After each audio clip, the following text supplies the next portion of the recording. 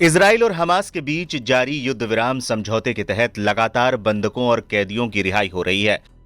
पिछले हफ्ते दोनों तरफ से काफी बयानबाजियों और धमकी के बाद भी दोनों ओर से रिहाई हुई थी।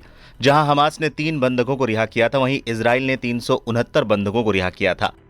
अब अगले चरण के तहत हमास ने मंगलवार को कहा था कि वो 3 के बजाय 6 जिंदा बंधकों को रिहा करने वाला है। इसके साथ ही हमास ने 4 मरे हुए बंधकों के शव भी गुरुवार को दे दिए, जिनमें बिबास फैमिली के शव भी थे।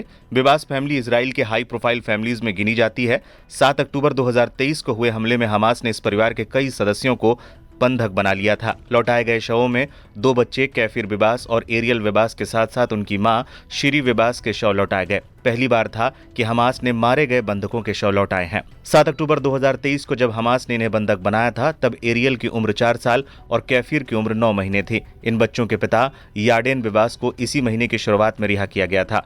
चौथा शव 83 साल के ओडेड लिफिशर्ट्स का है।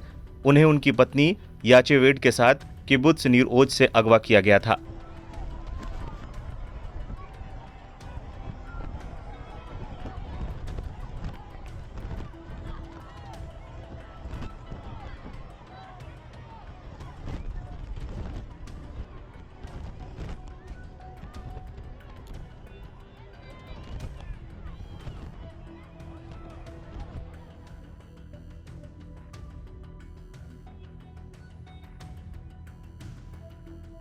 बिबास फैमिली के साथ नेतान्याहू को पिशाच के रूप में दिखाया गया। शवों को लौटाए जाने के दौरान भी एक स्टेज बनाया गया था, जिसमें बिबास फैमिली की तस्वीर के साथ नेतान्याहू को पिशाच के रूप में दिखाया गया था। बता दें, हमास ये दावा करता आया है कि बिबास फैमिली की जान इजराइल की ओर से की गई बमबारी की वजह से गई है। हमास ने नवंबर 2023 में ही दावा किया था कि शिरी और उनके दोनों बच्चों की इजरायली बमबारी में मौत हो चुकी है। हमास ने तब एक वीडियो भी जारी किया था, जिसमें याडेन बिबास अपने परिजनों की मौत का जिम्मेदार इजरायली पीएम नेतान्याहू को बता रहे थे। हालांकि इजराइल ने कभी भी हमास के इस दावे को नहीं माना। बिबास परिवार के कितने लोगों की गई जान?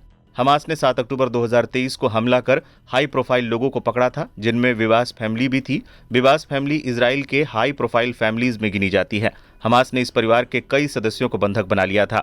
बिबास परिवार, जिसमें कैफिर बिबास भी शामिल है, जो अपहरण के समय सिर्फ 9 महीने का था। उसका भाई एरियल बिबास उस समय 4 साल का था। बच्चों के पिता याडेन बिबास को इसी महीने रिहा कर दिया गया था, लेकिन उनकी मां शिरी को नहीं रिहा किया गया था। हमास ने बताया था कि शिरी और उसके बच्चे इजरायली बमबारी में मारे गए थे। कब शुरू होगी दूसरे चरण की बातचीत?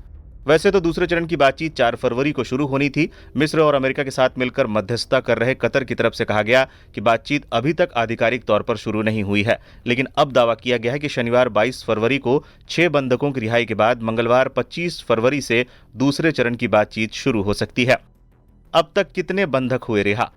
इजराइल हमास के बीच सीज फायर 19 जनवरी को होने के बाद से इजराइल ने अब तक 700 से ज्यादा फिलिस्तीनियों को रिहा किया है, जबकि हमास ने अब तक 19 इजरायली और 5 थाई बंधकों को रिहा किया है। शनिवार को 6 और बंधक रिहा होंगे।